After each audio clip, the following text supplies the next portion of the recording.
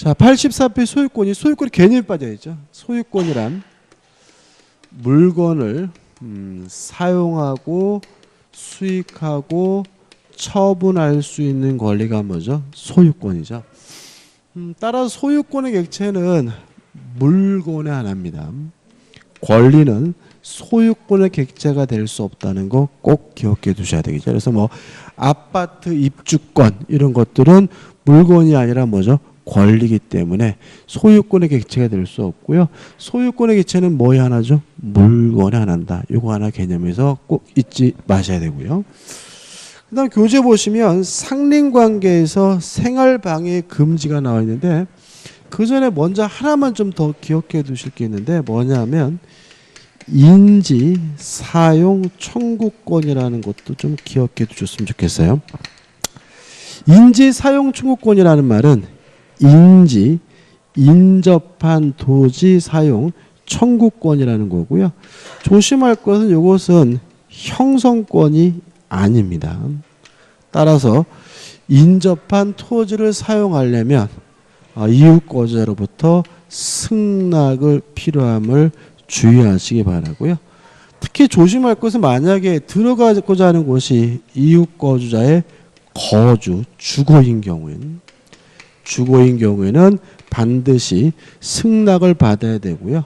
법원의 판결로서도 거주자의 승낙을 가름할 수가 없다. 대신할 수 없다는 거 꼭 기억해 두시기 바랍니다. 자, 이런 얘기입니다. 갑의 땅이 있고 을의 땅이 있어요. 경계인데 갑이 자신의 땅에다가 뭘 지으려고 하냐면 건물을 지으려고 한단 말이죠.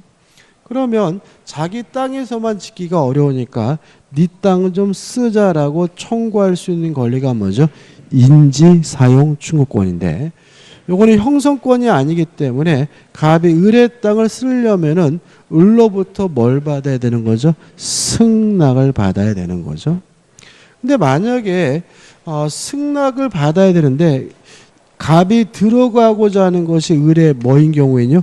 주거인 경우에는 반드시 을로부터 뭘 받아야 돼요? 승낙을 받아야 되고 법원의 판결로서도 그 승낙을 뭐 할 수 없어요? 대신할 수 없다는 거 주의하시기 바랍니다. 쉽게 말하면 이런 얘기죠. 수사기관이라 하더라도 개인의 주거에 들어가려면 영장이 필요하죠. 근데 그 영장을 가지고 들어갈 수 있는 것은 뭐에 하나는 거죠? 수사기관에 하는 거죠. 개인은 그런 거 청구할 수가 없습니다. 따라서 들어가고자 하는 것이 주거인 경우에는 판결로도 그 승낙을 대신할 수 없고 가름할 수 없다는 거 기억해 두시고요. 시험에 나온 적이 있어요. 그 다음에 생활방해 금지인데 이건 간단하게 기억하시면 돼요.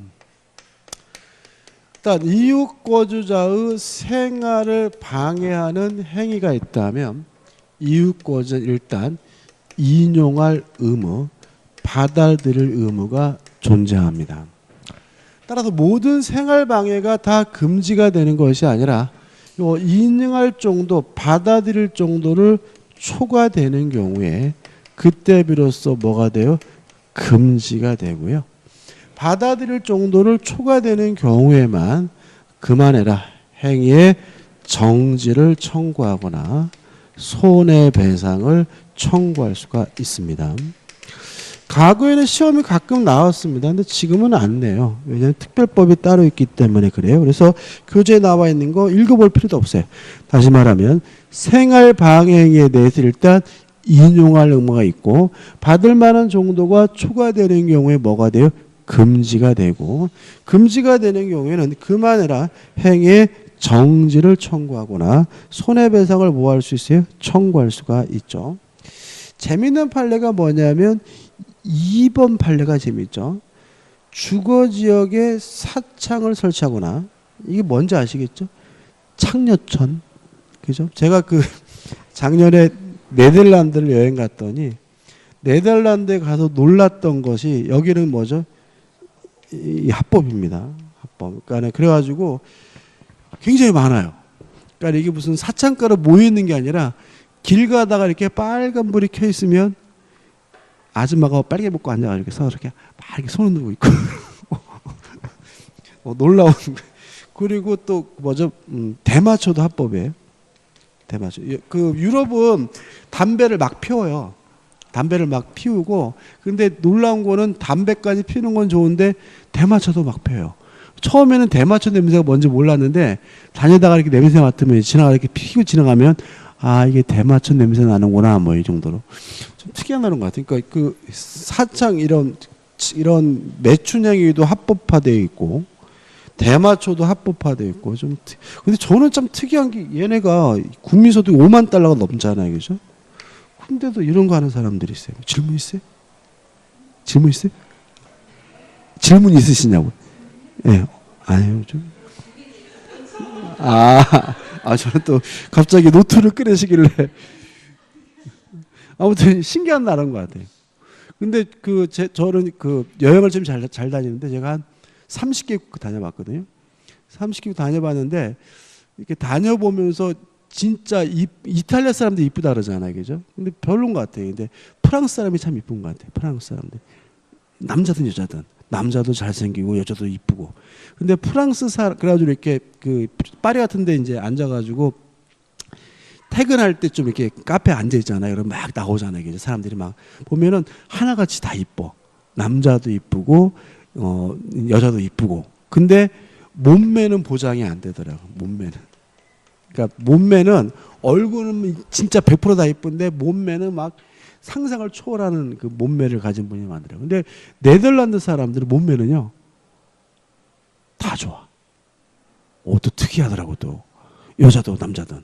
그러니까는 프랑스는 잘생겼는데 몸매가 거지 같은데 네덜란드 사람들은 조금 덜 생겼는데 몸매는 그냥 여자들도 살찐 사람 하나도 없더라고요.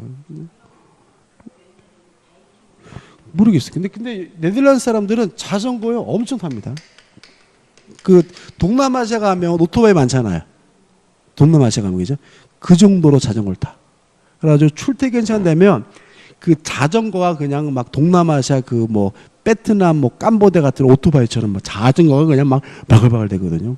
그리고 막 자전거도 막 엄청 빠르게 타, 이 사람들. 근데 그래서 그런지 아무튼 몸매는 또 이쁘더라고. 근데 또 그런 나라가 또 그러니까 아무튼 돈도 많은데 자전거를 주로 타고요. 또 사창가도 또 합법이고 신기하죠, 그죠? 네, 그것도 모르겠어요. 저는 다니면서 이렇게 신변의 위협을 느낀 적은 없지만 치안도 괜찮은 나라라고 평가되긴 하는 것 같은데. 그죠? 아무튼 좀 뭐하다 얘기 나왔지? 사창. 종합병원 측에서 외부에서 쉽게 볼 수 있는 위치의 장례식장 이건 아니에요. 요거는 우리 저자분이 장례식장이라고 이렇게 해놓으신 건데 장례식장 보인다고 이게 무슨 생활방인가? 이게 이 판례가 뭐냐면 시신 안치실이에요. 시신 안치실. 이게 어떤 사건이냐면 병원이 이렇게 크게 있고요. 뒤에 이렇게 뒷마당에 있는데 이게 뒤에 이제 뭐가 있는 거죠? 주택가들이 이렇게 있었단 말이죠. 근데 마당이 보이겠죠? 근데 마당에 막 시체들이 막 굴러다니는 거예요. 시체들이 막 굴러다니고 시체 안치실. 그리고 관리를 제대로 안 해가지고 냄새도 나고. 그러면 여기 사는 분들이 뭘 받는 거죠? 생활을 방해받는 거죠. 근데 이게 창문을 열면 시체가 보이고 시체 썩는 냄새가 남는다면 이거는 참을 만한 정도를 뭐가 돼요? 초과된 것이니까 이런 거는 뭐죠? 금지된다. 따라서 이런 행위에 정지 청구나 손해배상 그거지 장례식장은 아닙니다. 그죠? 장례식장 있다고 해서 무슨 그건 아니겠죠. 그죠? 그다음에 이제 주의 토지 통행권이 나오죠. 정리를 해보자고요. 교재도 잘 정리되어 있는데 이거 깔끔하게 정리해야 돼요. 몇 번 정리했죠. 그죠? 그러니까 교재가 잘 정리되어 있는데 막 중구난방으로 정리되어 있는 것 같아요. 그죠? 일단 개념부터. 공로로 출입하는 것이 불가능하거나 또는 과다한 비용이 든다면 말 그대로 주위의 토지를 통행할 수가 있는데 이걸 우리가 뭐죠? 주위 토지 통행권이라고 한다. 몇 번 썼죠, 그죠?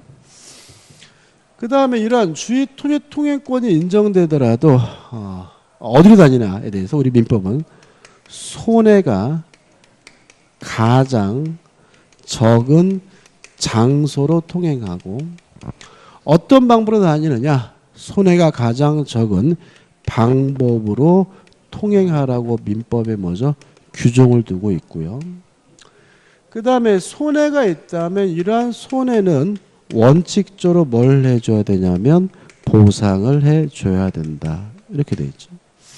여기까지 이제 민법 규정에다 이제 뭐죠? 살을 붙이는 거잖아요. 그죠? 첫째, 공로로 출입하는 것이 불가능해야 합니다. 그럼 불가능한지 가능한지 판단 기준은 형식적으로 따지지 않고 실질적으로 따진다. 다시 말하면 형식상의 도로가 있느냐 없느냐 문제가 아니라 실질적으로 다닐 수 있느냐 없느냐 문제다. 이제 그 내용이 어디 나오냐면 84페이지 밑에서 하단에 2죠. 한 다섯 번째 줄 밑에서 이 주의토지 통행권은 공로를 통할 수 없는 경우뿐만 아니라 이미 기존에 통로가 있더라도 그것이 통로로서의 충분한 기능을 하고 있지 못한 경우, 그러니까 이게 충분한 기능을 하지 못한다는 말은 못 다닌다는 얘기예요. 그죠? 다시 말하면 통할 수 있느냐 없는 문제가 아니라 공로로 출입하는지 안 하는지 가능한지 여부는 형식적으로 따지지 않고 뭐죠? 실질적으로 따진다. 그래서 형식상의 도로가 있더라도 다닐 수 없다면 그때는 뭐죠? 주의토지 통행권이 뭐죠? 인정이 된다. 두 번째, 불가능해야 돼요. 따라서 좀 더 편리하다, 좀 더 지름길이란 이유만으로는 주의토지 통행권은 뭐 될 수 없습니까? 인정될 수가 없다. 그 다음에 세 번째로 불가능해야 됩니다. 따라서 추후에라도 나중에라도 공로가 개설이 되면 기존의 주의토지 통행권은 뭐 하게 돼요? 소멸하게 되는 거죠. 교재 한번 읽어볼게요. 자, 3. 후에 공로의 개설로 통행권을 인정할 필요가 없어지면 주의토지 통행권은 뭐죠? 소멸된다. 근데 나머지 것들인데 일단 5번 해가지고 남의 땅을 뭐죠? 다닐 수 있는 거죠. 지가 그 땅을 뭐 하는 건 아니에요? 점유하는 것은 아니고. 그 다음 우측에 6번에서 나와 있는데 주의토지 통행권은 공로로 출입하는 것이 뭐예요? 불가능하잖아요. 뭐에 관한 문제입니까? 생존에 관한 문제입니다. 돈 안 주면 돈 달라고 지랄거릴 수 있을 뿐이지 못 다니게 뭐 할 수는 없어요? 막을 수는 없는 거죠. 그것이 뭐죠? 6번이고 그 다음에 7번은 설명드릴 거예요. 아무튼 교재에 없는 내용도 꼭 기억해 두셔야 되겠죠. 그 다음에 장소와 방법에 대해서는 추상적으로 규정되어 있지만 어디로 다닙니까? 손해가 가장 적은 장소죠. 도로폭 범위에 대해서는 민법에 아무런 규정을 두고 있지 않아요. 이 도로폭은 어떻게 일정되냐 문제에 대해서 우리 판례는 현재의 토지 용도를 기준으로 해서 실질적으로 결정된다는 것이 판례 입장이다. 따라서 첫 번째 교재 1번이죠. 건축법의 도로폭 규정은 뭐 되지 않습니까? 적용되지 않는다. 두 번째, 미래 용도는 뭐 하지 않습니까? 고려하지 않는다. 왜냐하면 현재 토지 용도를 기준으로 해서 실질적으로 도로법이 적용된다는 것이 우리 판례 입장이기 때문에 그런 거죠. 꼭 기억해 두셔야죠. 원칙적으로 손해를 보상해야 되는데 예외적으로 보상할 필요가 없는 경우가 있어요. 두 가지를 기억해 두시는데요. 첫째, 보상 없이 통행하여 온 자입니다. 근반 원칙인데 우리 판례에 따른다면 그동안 보상 없이 통행하여 온 사람에게는 새삼스럽게 보상을 청구할 수 없다는 것이 우리 판례 입장이니까 꼭 기억해 두셔야 되고요. 두 번째는 이제 무상주의 토지 통행권이죠. 토지의 분할이나 또는 일부 양도로 인해서 맹지가 된 경우에는 보상할 필요가 없는데 이걸 우리가 뭐죠? 무상주의 토지 통행권이라고 하고요. 요 무상주의 토지 통행권에 대해서는 한 가지만 잊지 않으시면 돼요. 뭐냐면 직접 당사자 간에만 적용된다. 다른 사람에게 뭐 되지 않습니까? 적용되지 않는다죠. 그래서 교재 우측에 보시면 2번 분할 또는 일부 양도시 무상의 주의 통행권에 가지고 1. 직접 당사자 간에게만 적용되기 때문에 다른 사람에게 뭐 되지 않아요? 적용되지 않는다는 말이 1번, 2번 나와 있고요. 3번, 4번도 뭐 이렇게 복잡하게 나오는지 모르겠네요. 근데 조심할 것은 4번인데 4번 이렇게 나와 있잖아요. 주의 토지 통행권의 목적은 지역권을 통해서도 실현될 수 있다. 이거 기억하시면 안 될 것 같은데 틀린 말은 아니에요. 근데 우리가 조심할 것은 지역권이라는 것은 쌍방 간의 계약으로 다니는 거잖아요. 그죠? 다시 말하면 맹지가 아니어도 땅 주인 간의 계약으로 다니기로 하면 그건 뭐예요? 지역권인 거고요. 주의토지 통행권은 맹지여서 법에 의해서 당연히 인정되는 권리가 뭐죠? 주의토지 통행권인 거예요. 이해되시나요? 틀린 말은 아니죠. 그러니까 한번 보세요. 자. 이게 안 나왔어요. 이런 거 나온 적 없는데. 이런 지문은 나온 적은 없어요. 이런 지문은 나온 적은 없습니다. 자, 한번 설명드릴게요. 한번 설명드릴게요. 자, 이렇게 도로가 이렇게 있어요. 자, 만약에 이 땅이 맹지면 갑은 을이 다니지 못하게 뭐 할 수 없어요? 막을 수가 없고요. 따라 을은 당연히 갑의 땅을 다닐 수 있는데 이러한 권리가 뭐죠? 주의토지 통행권이에요. 그죠? 그죠? 근데 만약에 이 땅에 이렇게 길이 있어요. 길이 있는데 이쪽으로 다니는 게 불편해요. 그러면 길이 있더라도 좀 더 편리하다, 지름길이란 이유로 갑의 땅을 다닐 수는 없으니까 그때는 뭐가 인정되잖아요? 주의토지 통행권이 인정되지는 않는 거죠. 그러면 갑과 을 간의 계약으로 을이 갑의 땅을 다니기로 했다면 그때는 뭐가 될 수 있는 거예요? 지역권이 될 수 있는 거죠. 그죠? 다시 말하면 맹지든 아니든 가리지 않고 당사자 간의 계약으로 다니기로 하면 뭐예요? 지역권인 거고 갇힌 땅이어서 당연히 다니게 되는 건 뭐예요? 주의토지 통행권인 거죠. 그죠? 그럼 보자고요. 맹지예요. 맹지인데 을이 갑의 땅을 다닐 수 있죠. 근데 갑이 을과 만나서 지역권 설정 계약하는 거 막을 이유는 없잖아요. 그죠? 그럼 다시 말하면 주의토지 통행권의 목적은 지역권을 통해서도 뭐 될 수 있는 거예요? 실현될 수가 있는 거죠. 그러니까 다시 말하면 주의토지 통행권과 지역권은 다른 거예요. 다만 맹지어도 쌍방 간의 계약으로 다니기로 했다면 지역권으로도 뭐 할 수 있어요? 실현될 수도 있다는 얘기지. 꼭 그런 얘기는 아니니까 주의하시기 바라겠죠. 그 다음에 3번 경계선 부근으로부터 공작물의 설치가는 상린관계인데 좀 중요한 게 있는데 일단 1번과 2번이 나오는데 2번은 읽어보세요. 중요한 건 아니고 중요한 게 뭐냐면 1번이 중요해요. 1번은 좀 자세하게 기억해 두셔야 되는데 자 이런 문제입니다. 경계로부터 건축 등을 하려고 해요. 그러면 일단 교재에 나와 있는 것처럼 경계로부터 0.5m, 반미터 이상 거리를 뭐예요? 둬야 되는 거죠. 이해되시죠? 그죠? 근데 만약에 위반을 했어요.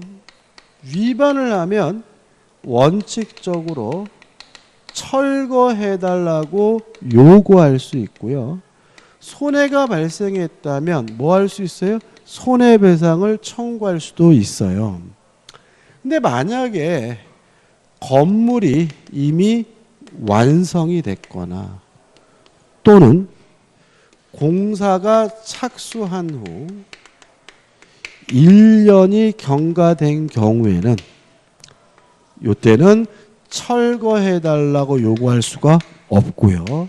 뭐만 청구할 수 있냐면 손해배상만 청구할 수 있다는 것까지 꼭 기억해 두시 바라고 여기까지도 시험 문제가 나옵니다. 그죠? 자, 경계로부터 건축을 하려면 반미터 이상 거리를 둬야 되는데 만약에 위반하게 되면 철거해 달라고 요구할 수도 있고요. 손해배상도 뭐 할 수 있어요? 청구할 수가 있는데 건물이 이미 완성이 됐거나 공사 착수 몇 년이요?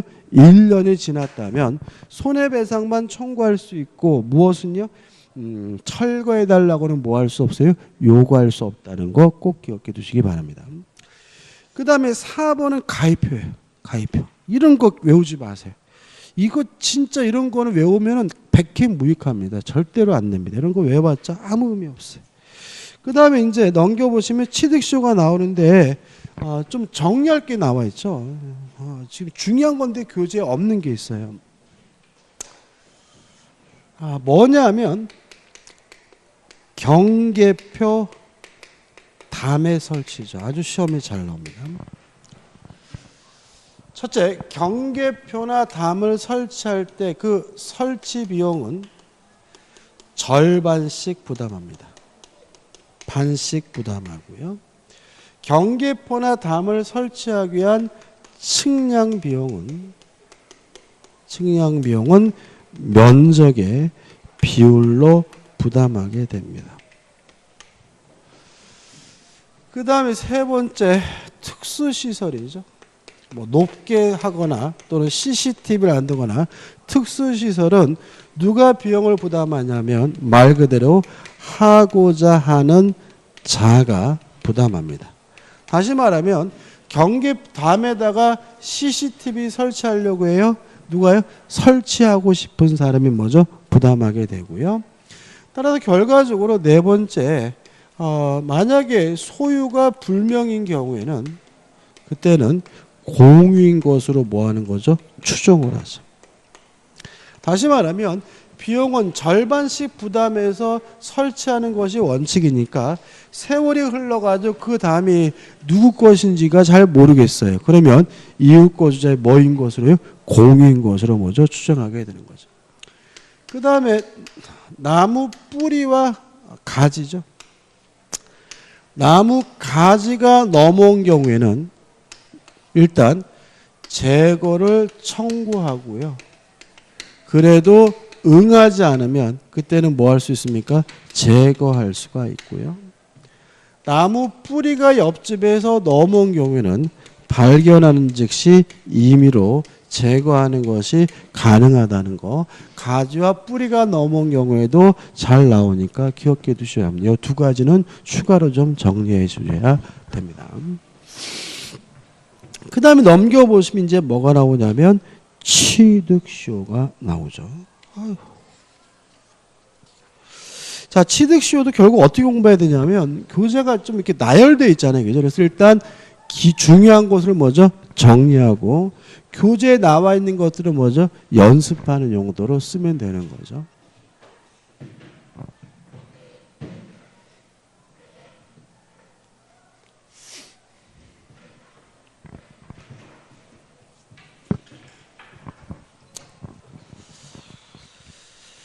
자, 첫 번째 점유취득시효입니다. 점유취득시효라는 것은 뭐냐면 타인의 부동산을 점유하고 있는 상태에서 20년 지나면 취득시효하게 되는데 이걸 우리가 점유취득시효라고 합니다. 점유취득시효는 왜 인정되는 제도냐면요. 입증 곤란을 구제하기 위한 제도다라는 거 기억해 두시기 바라고. 대상물에 대해서는 첫째, 일부 토지도 취득시효가 가능하다.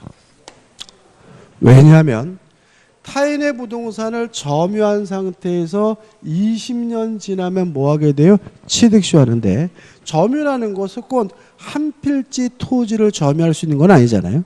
일부 토지를 점유할 수 있으니까 일부 토지에 대해서도 점유취득시효가 가능하고요. 국유재산 중에서 행정재산은 취득시효할 수 없고 잡종재산, 일반 재산에 대해서만 취득시효할 수 있다는 것도 기억해 두셔야 되고요.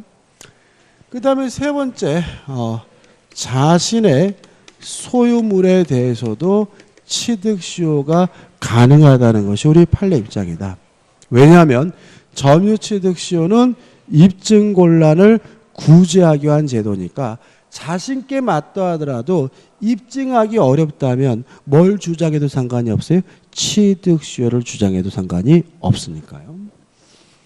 그 다음에 점유 취득시효하기 위한 점유는 소유의 의사가 있는 자주점유고 평온하고 공연한 점유여야 되는데 아까 했던 것처럼 요 세 가지는 뭐가 돼요? 추정이 되니까 스스로 뭐 할 필요 없어요? 입증할 필요가 없고요. 또 20년간 점유를 하게 되는데 이것도 아까 했죠. 꼭 한 사람이 20년 점유해야 되는 건 아니다. 앞사람과 합산해서 몇 년이 되면요? 20년이 되면 취득시효할 수가 있고요. 그 다음에 취득시효가 완성됐으면 등기를 함으로써 비로소 소유권을 취득하게 돼요.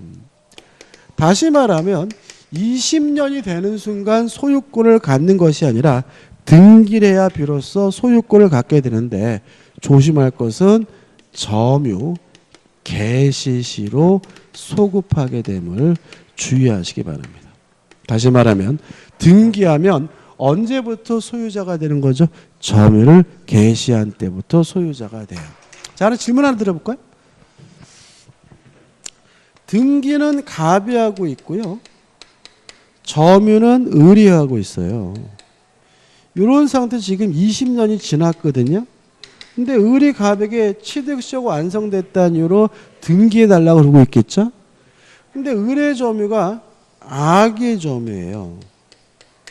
이때 갑은 을에게 등기를 해줘야 됩니까? 해줄 필요 없습니까? 해줘야 되겠죠? 왜냐하면 자주이고 평온하고 뭐이기만 하면 돼요? 공연하기만 하면 되니까 악의 점유자도 취득시효할 수 있고요. 과실 있는 점유자도 뭐 할 수 있는 거예요? 취득시효할 수 있는 거예요. 그랬더니 그래서 갑이 을에게 뭐죠? 등기를 해달라니까 해주는 거죠. 좋아, 해주는데 요 20년 동안 지류를 다오 라고 갑이 을에게 주장을 해요. 왜 그런 일이 벌어지냐면 악의 점유자는 뭐가 없어요? 과실수취권이 없잖아요. 그죠? 자, 그러면 을이 악인 경우에 갑은 20년간 지료를 을에게 청구할 수 있어요? 없어요? 있어요? 없어요? 없다. 등기를 하면 을은 언제부터 소유자가 된다고요? 점유를 개시한 때부터. 그러니까 등기한 때부터 소유자가 되는 게 아니라 등기를 하면 언제부터요? 점유를 개시한 때부터 소유자가 되는 거니까 비록 을이 악의 점유자라 하더라도 20년 동안의 지료를 뭐 할 필요 없어요? 지급할 필요가 없다는 의미가 되니까 꼭 기억해 두시기 바랍니다. 언제부터 소유자가 됩니까? 점유를 개시한 때부터요. 꼭 기억해 두시고 그 다음에 취득시효가 완성되면 등기를 해야 비로소 뭘 가져요? 소유권을 가지니까 이때 갖게 되는 것은 소유권이 아니라 뭐예요? 등기 청구권이고요. 이 등기 청구권은 물권적 청구권이 아닌 뭐겠습니까? 채권적 청구권이겠죠. 등기를 해야 뭘 가져요? 소유권을 갖는다는 말은 20년이 되는 순간 을에게는 아직 뭐가 없어요? 소유권이 없다는 얘기니까 을의 등기 청구권은 뭐예요? 채권적 청구권이죠. 따라서 뭐에 걸려야 되냐면 소멸시효에 걸려야 되는데 우리 판례는 점유를 계속하고 있다면 소멸시효가 개시되지도 시작도 안 된다는 게 판례 입장입니다. 자, 왜 그러냐면 소멸시효라는 것은 권리를 행사하지 않고 방치하면 권리가 소멸되는 제도가 뭐죠? 소멸시효거든요. 근데 우리 판례에 따른다면 점유를 계속하고 있는 것은 이 사람이 계속해서 권리를 뭐하고 있는 거예요? 행사하고 있다는 거예요. 그러니까 권리를 행사하고 있는 거니까 20년이 되든 30년이 되든 40년이 되든 소멸시효가 뭐도 안 돼요? 시작도 안 되는 거예요. 그럼 만약에 점유를 상실하면 그때부터 뭐가 되겠어요? 시작이 되겠죠. 시작되고 그때부터 몇 년이에요? 10년 지나야 등기청구권의 소멸시효가 완성됨을 주의하시기 바라고요. 또 등기청구의 상대방은 특정된 사람인데 그 상대방이 누구냐면 취득시효 완성 당시 소유자인 거죠. 자, 등기는 누구한테만 청구할 수 있습니까? 취득시효 완성 당시 소유자에게만 청구할 수가 있습니다. 자, 그럼 생각해 보자고요. 자, 이런 얘기예요. 자, 등기는 갑이 하고 있고 점유는 누가요? 을이 하고 있어요. 이런 상태에서 20년이 되면 을은 완성될 당시의 소유자에게만 등기를 청구할 수 있으니까 그 전에 소유권을 취득한 병에게는 뭐 할 수 있겠어요? 등기를 청구할 수가 있겠죠. 다시 말하면 완성 당시 소유자에게 등기를 청구할 수가 있으므로 취득시효 완성 전에 소유권을 취득한 사람에게는 뭐 할 수 있습니까? 등기를 청구하는 것이 뭐죠? 가능하고요. 근데 만약에 21년 됐을 때 병에서 정으로 소유권이 넘어갔다면 이 정에게는 뭐 하지 못해요? 등기를 청구할 수 하지 못하겠죠. 따라서 완성 후에 소유권을 취득한 사람에게는 이전 등기해달라고 뭐 하지 못해요? 청구하지 못하는 거죠. 등기는 누구한테만 청구할 수 있어요? 완성될 당시에 소유자에게만 청구할 수 있으니까. 이해되시죠? 표정이 안 좋아. 아이씨. 그래서 내가 또 물어본 거 표정이 안 좋아서. 자, 보세요. 자, 이런 얘기입니다. 오늘 밤 자정이요. 20년이 되는 시점이에요. 지금 9시 25분이네요. 저에게 지금 등기 청구권 있어요, 없어요? 없는 거죠. 없는 거죠. 저에게 뭐가 없는 거예요? 채권이 없는 거야. 그럼 저에게는 언제 채권이 생기냐면 20년이 되는 순간 저에게 뭐가 생기는 거예요? 채권이 생기는 거니까 상대방도 20년이 되는 순간 소유자인 거예요. 이해되시죠? 그렇죠? 따라서 등기는 누구한테만요? 20년이 되는 순간 소유자에게만 뭐 할 수 있어요? 등기를 청구할 수 있는 거잖아요. 그럼 다시 한번 해보자요. 자, 등기는 갑 앞으로 되어 있고 점유는 을이하고 있어요. 이런 상태에서 20년이 되면 20년이 되는 순간에 소유자에게 뭐 할 수 있어요? 등기를 청구할 수 있는 거니까 갑이 소유자라면 갑에게 청구하면 되겠죠? 근데 만약에 17년 됐을 때 갑에서 병으로 소유권이 넘어가 있는 상태예요. 그러면 20년이 되는 순간 소유자는 누군 거예요? 병인 거죠. 따라서 완성 전에 소유권을 취득한 병에게는 뭐 할 수 있어요? 등기를 청구할 수가 있는 거죠. 이해되시죠? 근데 만약에 21년 돼서 병에서 정으로 소유권이 넘어가면 이 등기는 이 병한테만 청구할 수 있는 상태니까 누구한테는요? 정에게는. 완성 후에 소유권을 취득한 사람에게는 뭐 할 수 없는 거예요? 등기를 청구할 수가 없는 거죠. 이해되시죠? 됐죠? 자, 그러면 어떻게 하느냐? 자, 완성 후에 소유권을 취득한 사람에게는 등기를 청구할 수가 없을 때는 결국은 취득시효 완성자는 취득시효 완성 당시 소유자에게 뭘 청구하게 되냐면 손해배상을 청구하게 되는 거죠. 다시 말하면 21년이 돼서 병의정에게 팔아먹는 바람에 을의정에게 등기를 청구할 수가 없다면 완성될 당시 소유자인 병에게 뭘 청구합니까? 손해배상을 청구하는데 주의하실 것은 손해배상의 원인은 채무불이행이 아니라 불법행위를 원인으로 손해배상을 청구할 수 있다는 것이 우리 판례 입장임을 주의하시기 바랍니다. 이해되시죠? 그죠? 자, 그럼 규제 볼게요. 다 왔어요. 자, 1번. 점수입니다. 자, 1번. 언제 자주평은 공연이 되냐? 점유를 시작한 때다. 2번. 자주점유 아까 개념했죠? 3번. 평원 공연 점유 계속 추정된다 또 나와 있죠? 4번. 취득시효는 뭐죠? 원시취득입니다. 다만 등기는 뭐죠? 이전 등기로 해요. 5번. 취득시효는 입증곤란을 구제하기 위한 제도니까 자기 물건에 대해서도 뭐 할 수 있어요? 취득시효 할 수 있고. 6번. 부동산 일부에 대해서도 점유할 수 있으니까 일부에 대한 점유 취득시효 인정이 되고요. 7번 1번. 등기 청구권은 뭡니까? 채권적 청구권이므로 누구한테만 등기를 청구합니까? 시효 완성 당시 소유자에게만 등기를 청구할 수가 있는 거죠. 그러면 2번은 따로 공부할 게 아니에요. 자, 보세요. 이거는 뭐 따로 공부할 게 아닌 거죠. 우리나 머릿속에 완성 당시 소유자에게만 뭐 할 수 있어요?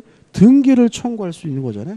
그러니까 이런 거를 가장 명시 이렇게 외우면 안 된다고요. 그러니까 이거는 뭐 예인 거지. 이런 걸 써오면 안 돼요. 자, 보세요. 자, 등기는 갑이 하고 있고 점유는 을이 하고 있어요. 이런 상태에서 20년이 되면 완성될 당시 소유자에게만 등기를 청구할 수 있는 거잖아요. 근데 만약에 17년 됐을 때 갑이 병과 만나서 매매 계약을 하고 병에게 이전 등기를 해줬다면 완성될 당시 소유자는 누구죠? 병이죠. 병에게 청구하겠죠? 근데 매매가요 무효예요. 뭐 통정허위 표시, 뭐 강행복귀 위반, 얘는 많겠죠. 반사회죠. 매매가 무효면 무엇도 무효, 등기도 무효죠. 그러면 완성될 당시의 소유자는 누구예요? 갑이죠. 갑에게만 등기를 청구할 수 있는 거예요. 그럼 우리는 어떻게 하느냐? 갑을 대의해서 병의 등기를 말소시킨 후 갑에게 뭘 해달라고요? 이전 등기해달라고 청구할 수 있는 거다. 왜냐하면 등기는 누구한테만 청구하는 거예요? 완성될 당시 소유자에게만 청구하는 거니까. 3번도 이거 볼 필요가 없는 거죠. 그 다음에 8번. 완성 후에 팔아먹었어요. 그러면 완성 후에 팔아먹으면 새로운 소유자에게 이전 등기해달라고 뭐 할 수 없습니까? 청구할 수가 없다. 다만 맨 밑에 1번 해가지고 그럼 결국은 완성될 당시 소유자에게 손해배상을 청구하는데 채무불이행이 아니라 무엇을 원인으로요? 불법행위를 원인으로 손해배상을 청구하는 것이다. 우측에 2번 해가지고 또 나와 있죠, 그죠? 그 다음에 2번 나와 있고, 그 다음에 동그랑띠 1번과 2번은 뭐예요? 이중매매죠.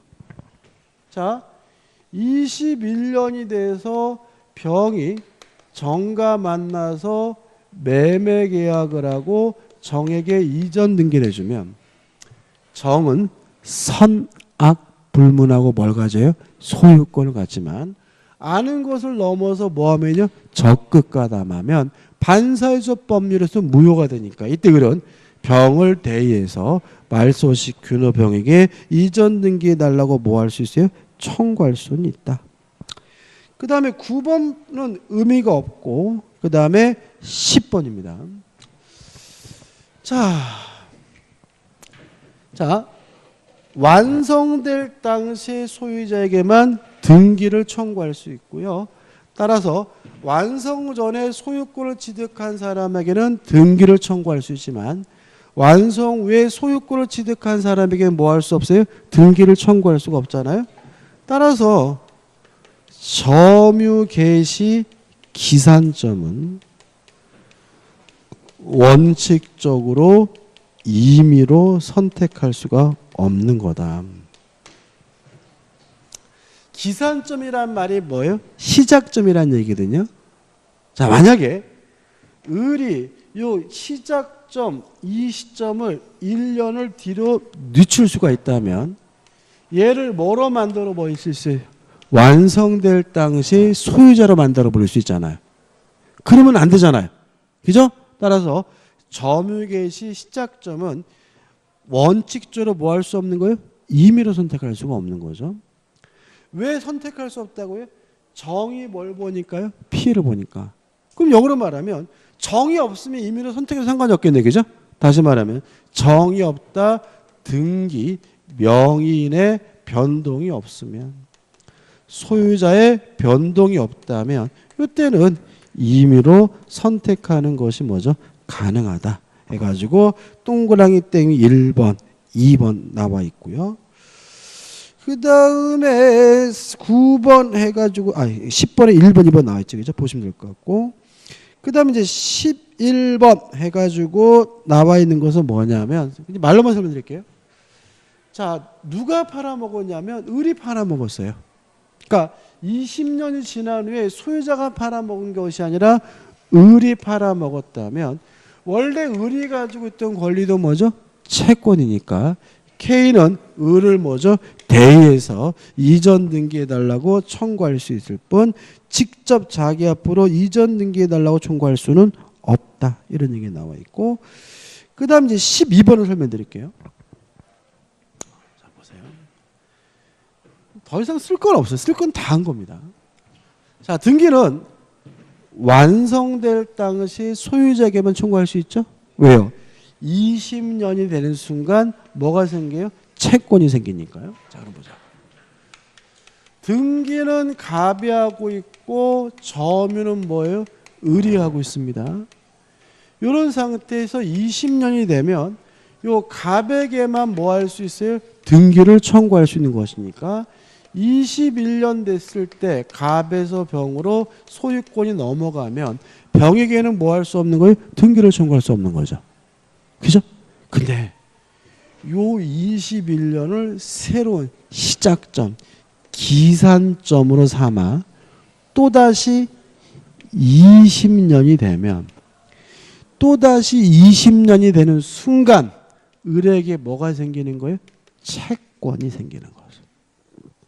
요 채권은 누구한테요? 우선 완성될 당시 소유자는 누구에게? 병에게 청구할 수 있는 거죠. 물론 중간에 또 소유권이 정에게 넘어갔어요. 그러면 이 정에게도 뭐 할 수 있어요? 등기를 청구할 수 있는 거죠. 그래서 쉽게 말하면 20년 될 때마다 을에게 뭐가 생겨요? 채권이 생기고 20년 될 때마다 그 당시 소유자에게 뭐 할 수 있는 거예요? 등기를 청구할 수가 있는 거다. 따라서 12번 읽어볼게요. 취득시효 완성 후 소유자의 변동이 있는 경우에도 점유자가 계속 점유하여 소유자가 변동된 시점을 새로운 기산점을 삼아 다시 취득시효 기간이 만료된 경우에는 취득시효를 뭐 할 수 있어요? 주장할 수가 있다. 이해되시죠? 그 다음에 13번 공유집은 취득시효 할 수 있고요. 14번 여기서는 의미가 없습니다. 그 다음에 15번입니다. 자, 이게 뭐냐면 21년에 갑에서 병으로 팔아먹고 등기를 해주면 을은 완성될 당시 소유자에게 불법행위를 원인으로 손해배상을 청구할 수 있는 거죠. 그러니까 불법행위를 원인으로 손해배상 청구하려면 이 갑에게 뭐가 필요해요? 고의 과실이 필요한 거죠. 근데요, 팔아먹은 게 아니라 수용당한 거예요. 그러면 갑에게는 뭐 할 수 없어요? 손해배상은 청구할 수 없는 거죠. 왜요? 고의 과실이 없는 거니까. 이때는 수용당한 경우에는 수용 보상금에 대해서 뭐가 인정되냐면 대상 청구권이 인정이 됩니다.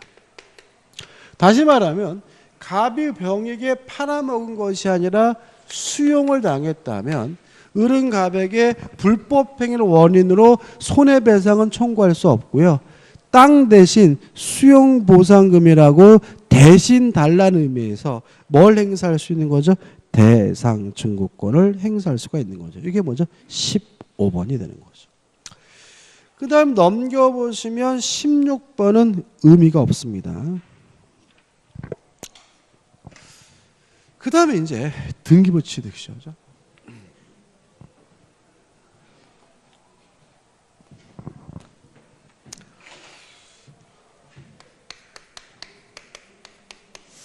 등기부 취득시효는요, 왜 인정하는 제도냐면, 우리 민법은 등기에 대해서 공신의 원칙을 인정하지 않죠. 따라서 등기부를 믿고 거래한 사람은 뭐 받지 못해요? 보호받지 못합니다. 동의하시죠? 그죠?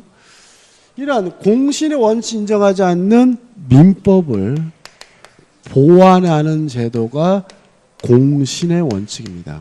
그래서 등기부 취득시효에 대해서 시험 문제가 나오면 등기부에 대해서 공신의 원칙 인정되지 않는다. 등기부를 믿고 거래한 사람은 보호받지 못한다는 지문이 반드시 들어오게 돼 있어요. 자, 등기부 취득시효는 공신의 원칙 인정하지 않는 민법을 보완하는 제도입니다. 자, 요건이 이렇죠. 타인의 부동산을 점유하고 있고 등기하고 있는 사람은 10년 지나면 소유권을 취득하게 되는데, 이걸 우리가 등기부 취득시효라고 하고요. 등기부 취득시효하기 위한 점유는 자주점유고 평온하고 공연한 점유여야 된다는 점은 마찬가지인데, 다른 점은 선이고 무과실인 거죠. 첫째, 10년 내내 선이 무과실이 되냐? 그럴 필요는 없다. 점유를 개시할 때만, 시작할 때만 선이 무과실이면 되고요. 등기할 때 선이 무과실이 되느냐? 그럴 필요는 없다. 점유를 개시할 때만 뭐이면 돼요? 선이 무과실이면 되죠. 그 다음에 요 등기는 무효인 등기입니다. 그러니까 조심할 것은, 무효인 등기여도 상관이 없다 그러면 틀린 말은 아니지만, 아, 원래는 유효해야 되나 보다 이렇게 이해하면 안 된다는 거죠. 왜냐하면 자주 점유하려면 매매 계약이 필요하고, 등기가 유효하면 바로 뭘 가져요? 소유권을 갖잖아요. 그러니까 등기했는 매매 계약을 하고 등기를 했는데도 소유권이 없고 10년 지나야 소유권을 갖게 된다는 말은, 이 등기는 무슨 등기란 얘기예요? 무효인 등기란 얘기죠. 따라서 무효인 등기란 사람은 몇 년 지나면요? 10년 지나면 소유권을 갖게 되는데, 다만 제외되는 게 있다. 안 되는 게 있어요. 후보존 등기죠. 이중보존 등기, 후보존 등기를 기반으로 해서는 뭐 할 수 없습니까? 등기부 취득시효 할 수가 없습니다. 뭔 소리냐? 자, 보세요. 갑이 소유하고 있는 A 토지를요, 을이 불법으로 서류를 위조해 가지고 자기 앞으로 등기를 했어요. 그러면 불법으로 서류를 위조해서 자기 앞으로 등기했다면 이 등기는 뭐인 거죠? 무효인 거죠. 을이 그리고 나서 병한테 팔아먹고 병한테 이전 등기를 해줘서 병은 이 토지를 점유하고 있고요, 등기도 하고 있고, 병은 을의 등기가 무효라는 사실에 대해서 선이고 무과실이에요. 그래도 병은 소유권을 갖지를 못해요. 왜냐하면 우리는 등기에 대해서 공신의 원칙 인정하지 않고 있기 때문에, 을의 등기가 무효면 누구예요? 병의 등기도 무효인 거죠. 따라서 병의 등기는 뭐예요? 무효인 거예요. 다만 몇 년 지나면 소유권을 갖는다고요? 10년 지나면 소유권을 갖게 된다. 이게 뭐죠? 등기부 취득시효고요. 이 등기가 왜 무효인지 이유는 묻지 않아요. 서류가 위조돼서 무효든 반사회적에서 무효든 불공정해서 무효든 따지진 않아요. 예를 들어서 한번 생각해 보세요. 갑이 을과 만나서 매매 계약을 하고 갑이 을에게 이전 등기해줬고, 병이 을과 만나서 등기해줬고, 병은 점유도 하고 있고 등기도 하고 있단 말이죠. 근데 이 매매 계약이 불공정한 법률에 의해서 무효예요. 매매가 무효면 무엇도 무효예요? 등기도 무효고요. 우리는 불공정한 법률에게는 뭐예요? 절대적 무효잖아요. 따라서 병이 아무리 선이고 무과실여도 뭐 받지 못해요? 보호받지 못해요. 의뢰 등기가 뭐냐면 병의 등기도 뭐인 거예요? 무효인 거예요. 다만 병이 몇 년 버티면요? 10년 버티면 소유권을 갖게 되는데 이걸 우리가 뭐라고 그래? 등기부 취득시효라고 한다는 얘기죠. 다만 무효의 원인이 이중 보전 등기, 후 보전 등기여서 무효인 경우에는 뭐 할 수 없습니까? 등기부 취득시효할 수가 없다. 이해되시죠? 그죠? 그 다음에 자, 점유도 등기도 10년 해야 되는데 우리 판례는 점유 기간의 승계를 인정합니다. 따라서 꼭 자기 이름으로 10년간 등기해야 되는 것은 아니고 암명의자와 합산해서 몇 년이면 돼요? 10년만 하면 되는 거죠. 다시 말하면 병이 정한 때 또 팔아서요. 정도 점유도 하고 있고 등기도 하고 있어요. 만약에 10년 지나서 팔아먹었으면 차단료가 생기니까 적은 선악불문하고 뭘 갖겠어요? 소유권을 갖겠죠.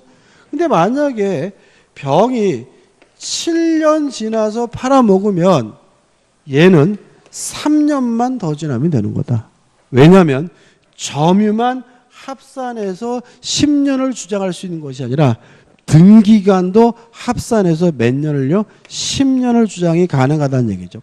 따라서 꼭 자기 이름으로 10년간 등기해야 되는 것은 아니고 암명의자와 합산해서 몇 년만 되면 됩니까? 10년만 되면 되는 거죠. 퀴즈볼까요?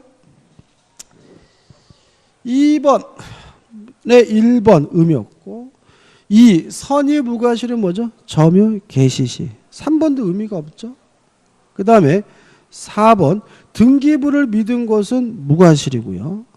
5번 점유기간 등기간 각각 10년인데 암명의자 합산해서 몇 년이 되면 돼요? 10년이 되면 되고 6번 이중 보존 등기 후 보존 등기를 기반으로 해서는 등기부 취득시할 수가 없고요. 7번은 의미가 없죠. 그러니까 불법으로 말소된다 그래서 물권이 뭐 되진 않아요? 소멸되진 않아요.